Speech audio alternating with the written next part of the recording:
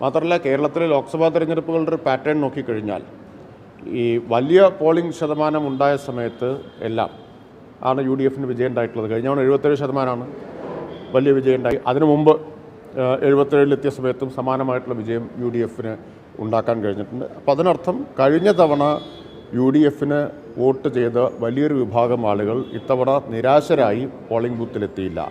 അതിൻ്റെ പ്രധാന കാരണം കോൺഗ്രസിൻ്റെ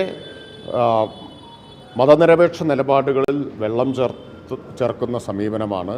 കോൺഗ്രസ്സിനെ വിശ്വസിക്കാനാവില്ല എന്ന നിരാശയാണ് അതിന് പ്രധാനപ്പെട്ട കാരണമായിട്ട് പ്രവർത്തിച്ചിട്ടുള്ളത്. കഴിഞ്ഞ തവണത്തേതിൽ നിന്ന് സാഹചര്യം വ്യത്യസ്തമാണ് എന്ന് ഞങ്ങൾ തുടക്കം മുതൽ പറഞ്ഞത് ശരിവെക്കുന്നതാണ് പോളിംഗിലെ അനുഭവം. ഇപ്പോൾ പാലക്കാട്ട് കാര്യമെടുത്താൽ പാലക്കാട്ട് തിളക്കമാർന്ന വിജയം LDFന് കൈവരിക്കാൻ കഴിയും. ഇപ്പോൾ ഈ പോളിംഗ് പെർസെൻറ്റേജിലെ കുറവ് നമുക്ക് UDF പ്രതീക്ഷ അർപ്പിച്ചിരുന്ന 2 മണ്ഡലങ്ങളിൽ പ്രത്യേകമായിട്ട് ശ്രദ്ധിക്കേണ്ടതാണ്. പാലക്കാടും പട്ടാമ്പിയിലും. പാലക്കാട് ഗണ്യമായിട്ടുള്ള കുറവുണ്ടായിട്ടുണ്ട്.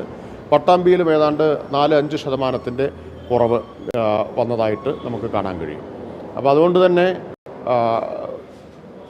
ഈ പാലക്കാട് പാർലമെന്റ് മണ്ഡലം LDF നല്ല ഭൂരിപക്ഷത്തോടു കൂടി തിരിച്ചുപിടിക്കും. ഞങ്ങൾക്ക് തുടക്കം മുതലേ പ്രതീക്ഷയുണ്ട്. ഞങ്ങളുടെ തുടക്കം മുതലേ തെരഞ്ഞെടുപ്പിനെ സംബന്ധിച്ചിട്ടുള്ള വിലയിരുത്തലുകൾ ശരിവെക്കുന്നതാണ് പോളിംഗ് കഴിയുമ്പോഴുമുള്ള അനുഭവം.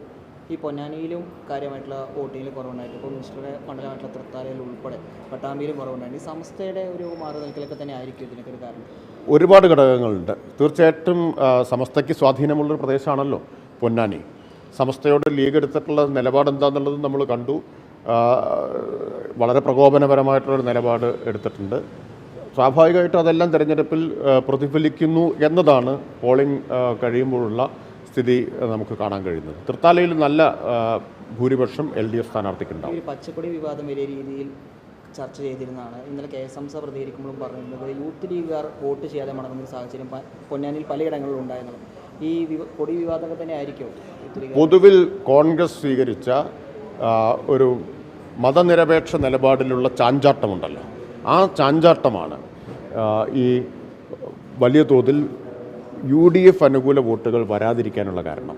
നിരാശരായിട്ടുള്ള UDF വോട്ടർമാർ കോൺഗ്രസിൻ്റെ BJPയോടുള്ള ഈ ഒരു മൃദുവായ സമീപനത്തിൽ അല്ലെങ്കിൽ ഒരു ഒത്തുകളിയിൽ നിരാശരായിട്ടുള്ള UDF വോട്ടർമാർ ബൂത്തിലെത്തിയിട്ടില്ല എന്നാണ് കാണിക്കുന്നത്. കഴിഞ്ഞ തവണ അങ്ങനെയായിരുന്നില്ല.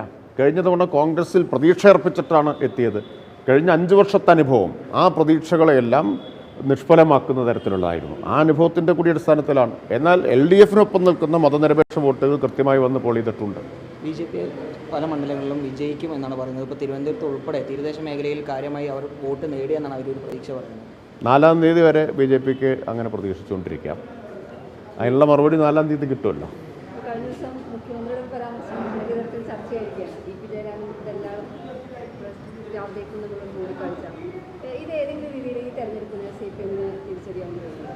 അതെല്ലാം എങ്ങനെ വന്നതാണ് എന്നുള്ളത് നമുക്ക് കണ്ടാലറിയാമല്ലോ.